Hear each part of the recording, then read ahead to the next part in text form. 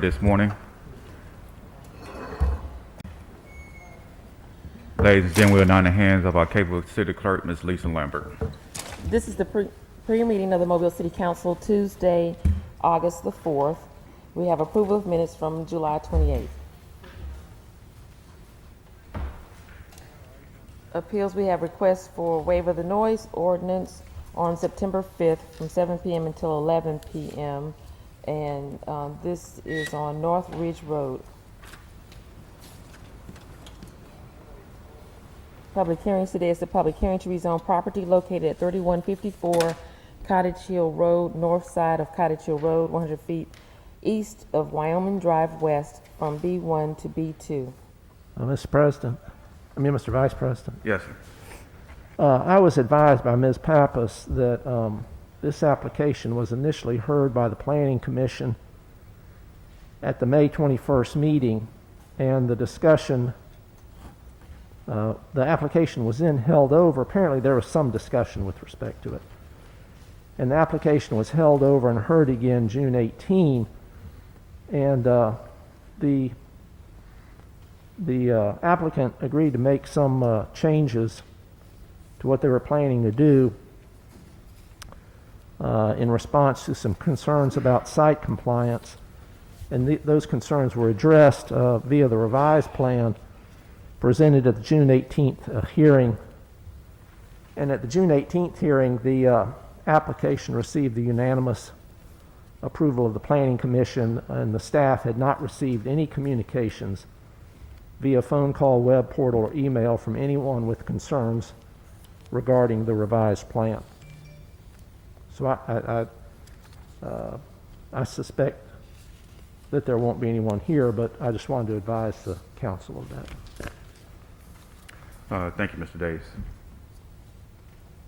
Public hearings to rezone property located at 2359 Dolphin Island Parkway, area bounded by Dolphin Island Parkway, Rosedale Road, and Rifles Road, from R1 to B2.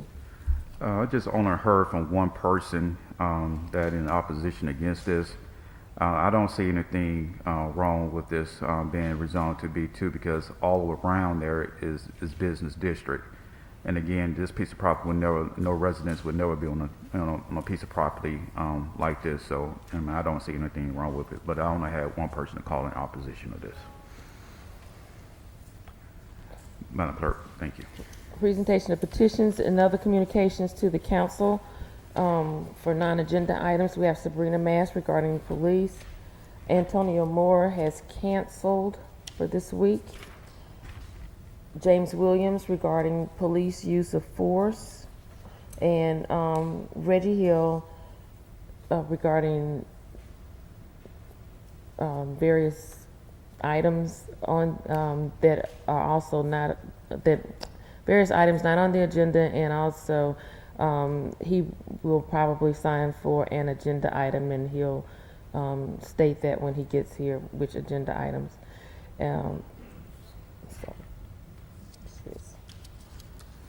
Ordinance is held over. 57016, ordinance to establish procedures and policies for the vacation or closure of any street, alley, or dedicated public right-of-way. Mr. Davis. This item is going to come before the Public Safety Committee today at 2. So it's going to need to be held over. I would suggest we hold it over for 2 weeks.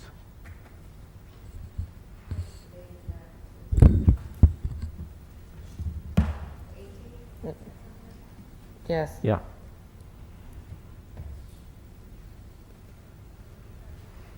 August 18th.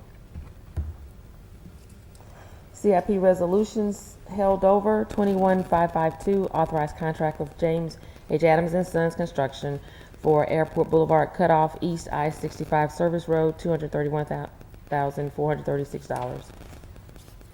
21553, authorized contract with Tyndall Construction for Richards DAR House exterior repairs, $214,500. Resolutions held over. 08554, approve item-based bid to W.W. Granger for fiber optic supplies.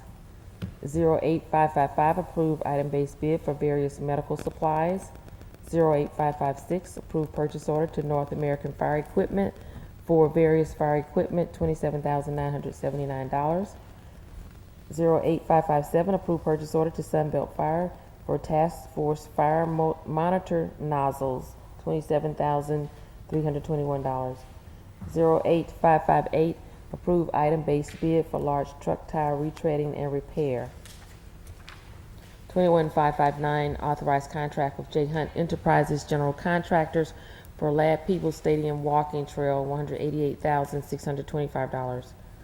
21560, authorized contract with Arena Fire Protection for fire sprinkler and backflow preventer repairs at various city facilities, $16,330.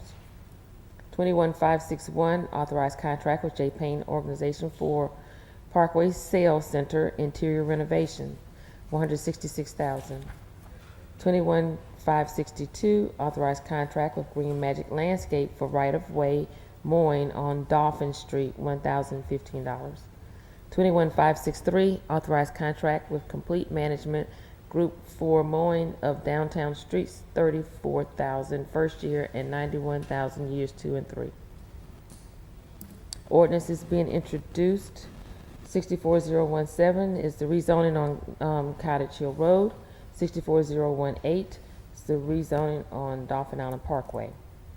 Consent resolutions being introduced. 03564, appoint Dorothy Weaver and Tommy Carlisle to the Police Citizens Community Relations Advisory Council. 03564. Excuse me, Madam Clerk. Okay, yeah, Ms. Rich. Turn your mic on, Ms. Rich. Turn your mic on. Having a committee meeting to discuss the criteria of this, since it was formed, I guess that was back 2 years ago almost, right? Didn't it go back that far? Further I think than so. that. Further than that. Yeah, and I have not appointed somebody because I'm waiting to see what the board's going to be doing. And so to ask somebody to serve, I'd like to know what the criteria is and what's expected. And so I thought we should have a committee meeting, I guess, under public safety, right? Because it's a public safety issue, policing. for the Yeah, I think in some of the emails that we saw this past week and over the weekend, that was the intention, was to send the ordinance that, or the resolution that created the council to committee to go over it to make sure what changes may or may not need to be made. So that was my understanding. But as far as appointing somebody, I sent the original language to my appointee, and he agreed to that.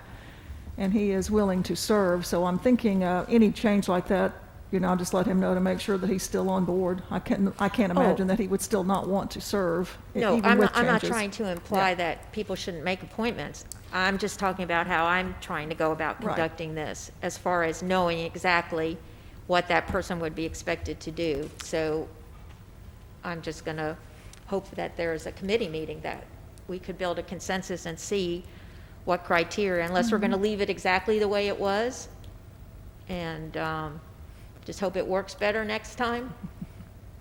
But, there's no subpoena powers, there's no, have to take the course. I mean, if we were going to adjust it, we needed to know what those criterias were, so that's why I'm waiting. Yeah, I would get with the president and see, but I don't see anything that wrong with having a committee meeting. I think Mr. Richardson, you over? Yeah, public safety. So you can probably just look at some dates on them real soon. That would be great. Mr. Vice President, Mr. Udays. I'm in essentially the same position Councilwoman Rich is, that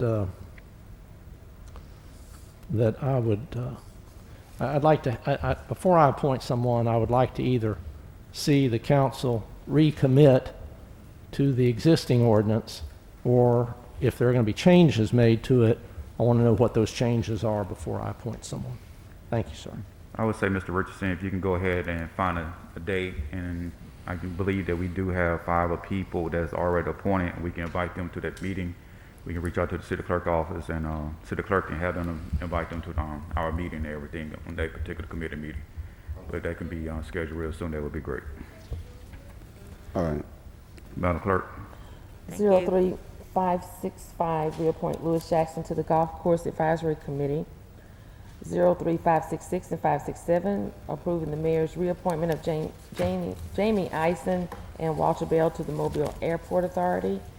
37568, recommend approval to the ABC Board for issuance of a restaurant retail liquor license for Seafood Mobile on Airport Boulevard. 58572, authorize removal of weeds, Group 1605. Resolutions being introduced for the first time, 08569, approve purchase order to Ward International Trucks for 2 International HV 607 dump trucks, $251,834.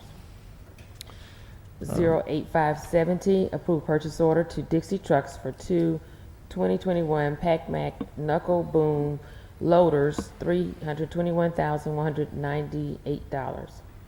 21571, authorized contract with AAA Fire Protection for City of Mobile, Alabama Cruise Terminal first floor fire sprinkler system replacement, $83,690. Announcements. Mr. Vice President, Mr. Davis. if I could ask a question, I guess, of Colonel DeLapp.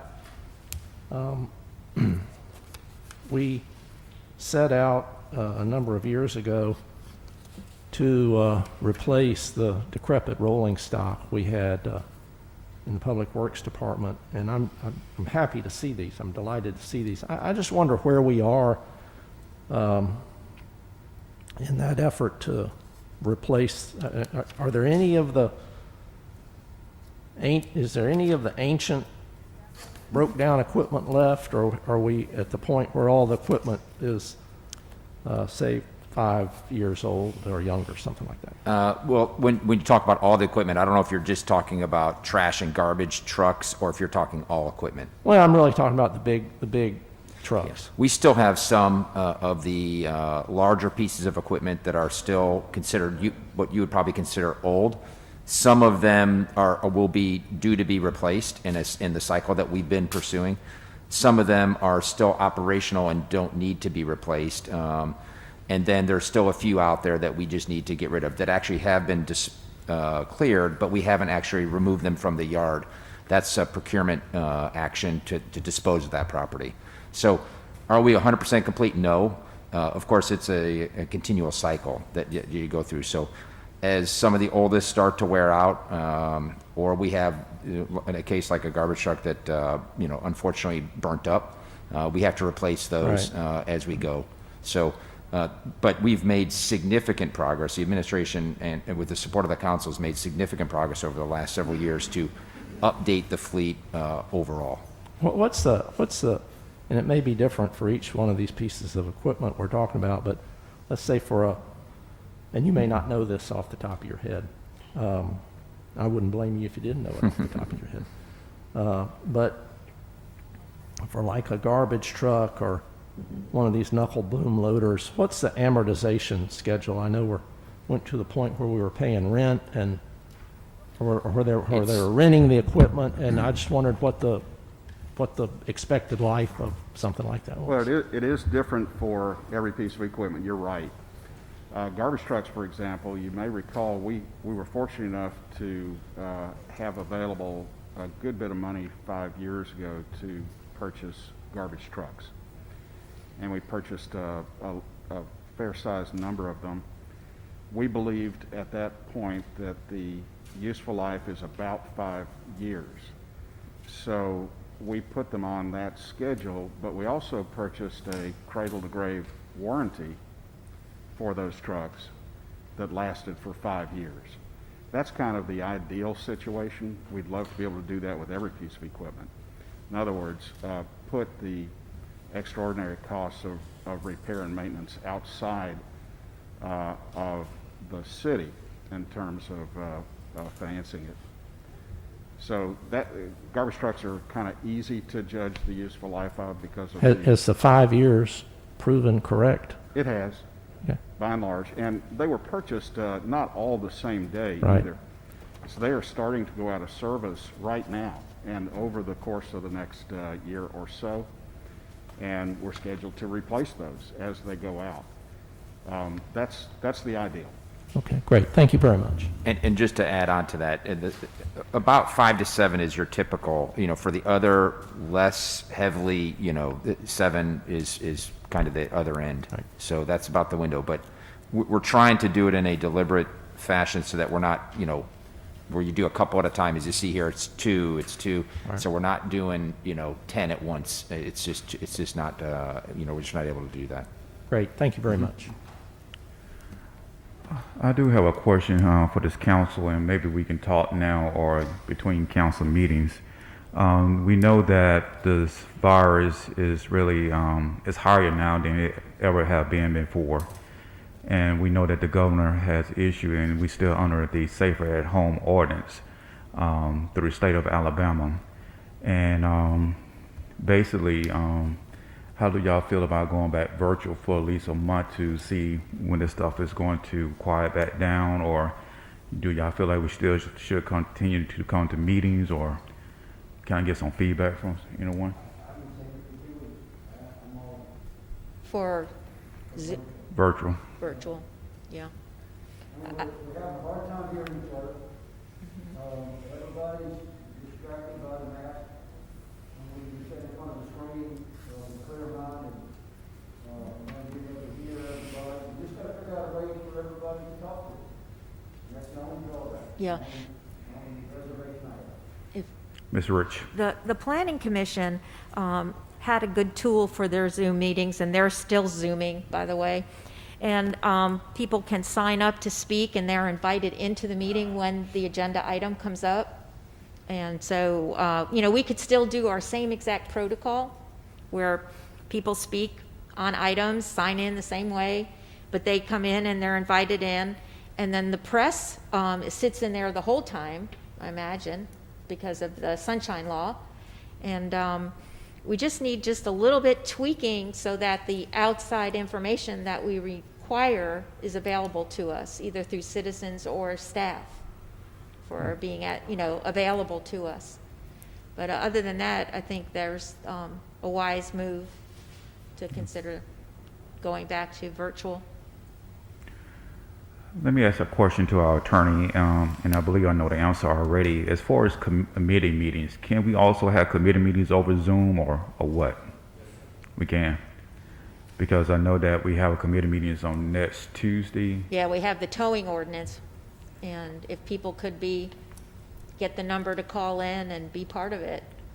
And then we that also would be good. talked about the police advisory board.